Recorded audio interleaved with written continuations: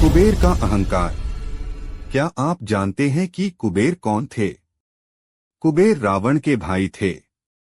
कुबेर तीनों लोकों में सबसे धनवान हैं।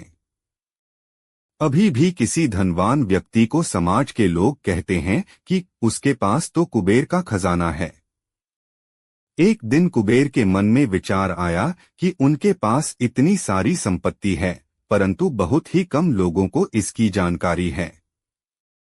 इसलिए उन्होंने अपनी संपत्ति का प्रदर्शन करने के लिए एक भव्य भोज का आयोजन किया। अर्थात उन्हें अपनी संपत्ति का अहंकार हो गया था। उन्होंने इस भोज में तीनों लोकों के सभी देवी देवताओं को आमंत्रित किया। भगवान शिव उनके इष्ट देवता थे, इसलिए उनका आशीर्वाद लेने वह कैलाश पहुंचे और नम्रता से भगवान शिव से बोले, प्रभु, आज मैं तीनों लोकों में सबसे धनवान हूँ।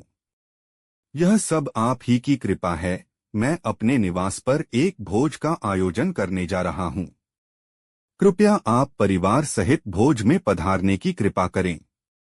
भगवान शिव तो अंतर्यामी हैं। वह यह जानते थे कि कुबेर को अपनी संपत्ति का अहंकार हो गया है और वह कुबेर के अहंकार को नष्ट करना चाहते थे। वह कुबेर से बोले कि वत्स, मैं तो नहीं, परंतु मेरा छोटा पुत्र गणेश तुम्हारे भोज में अवश्य आएगा। नियत समय पर कुबेर ने भव्य भोज का आयोजन किया। तीनों लोकों के देवी देवता वहां पहुंच चुके थे। अंत में वहां पर श्री गणेश जी आए और आते ही कुबेर से बोले कि मुझे बहुत जोरों की भूख लगी है, भोजन कहाँ है? कुबेर उन्हें लेकर भोजन से सजे कक्ष में पहुंचे। वहां कुबेर ने भगवान श्री गणेश जी को सम्मान सहित बिठाया। सोने की थाली में भोजन परोसा गया।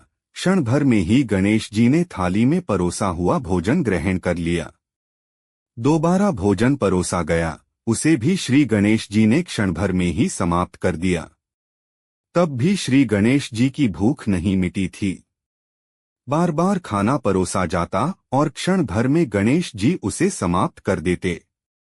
थोड़ी ही देर में कुबेर द्वारा भोज में बनाए गए सभी भोजन श्री गणेश जी ने देखते ही देखते समाप्त कर दिया, परंतु तब भी श्री गणेश जी की भूख शांत नहीं हुई।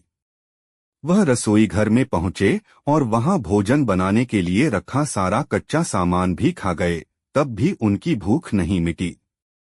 जब सब कुछ समाप्त हो गया तो श्री गणेश जी ने कुबेर से कहा, जब तुम्हारे पास मुझे खिलाने के लिए कुछ था ही नहीं तो तुमने मुझे न्योता ही क्यों दिया था?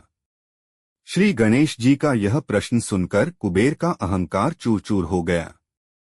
इससे आपके ध्यान में आया होगा कि आपके पास कितना भी ज्ञान क्यों ना हो, यदि आप सामने वाले को संतुष्ट नहीं कर सकते, उसकी ज्ञान रूपी भूख को शांत नहीं कर सकते, तो आपके विद्वान होने का कोई अर्थ नहीं है। ये वीडियो आपको कैसा लगा? अगर अच्छा लगा हो तो हमारे चैनल को सब्सक्राइब कर दें। अब मिलते हैं एक और नए वीडियो के साथ, तब तक के लिए नमस्कार।